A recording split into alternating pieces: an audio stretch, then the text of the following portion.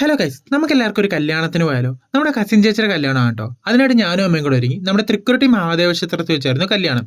ചുരുക്കത്തിൽ പറഞ്ഞാൽ നമ്മുടെ കൊരട്ടി അമ്പലം മാനാത്തുള്ള. അങ്ങനെ നമ്മൾ ചെല്ലാമരോട് നോക്കിയിരുന്ന പോലെ നമ്മൾ ചെന്നപ്പോൾ തന്നെ താലികെട്ടെല്ലാം കഴിഞ്ഞു. നല്ല അടിപൊളി കല്യാണമായിരുന്നു കേട്ടോ. അങ്ങനെ അവിടെ ഇരുന്നപ്പോഴാണ് ഇതെല്ലാം നമ്മുടെ അമ്മൂമ്മയുടെ അനീത്തിമാരും നാത്തുമാരുമാണ്. ഇവർക്ക് എല്ലാവർക്കും ഒരു പ്രത്യേകതയുണ്ട്. ഇവരാരും വഴക്കിടുന്ന ഞാൻ ഇതുവരെ കണ്ടിട്ടില്ല. പിന്നെ ഇതാണ് നമ്മുടെ ബ്രൈഡിന്റെ അമ്മ.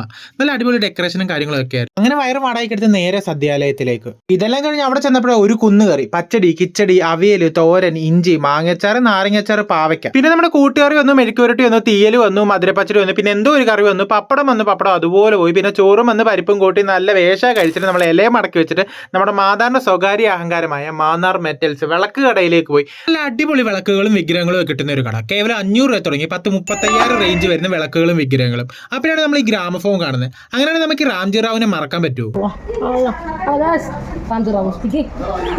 അങ്ങനെ നമ്മൾ അവിടെ ഇറങ്ങി നേരെ വീട്ടിലേക്ക്.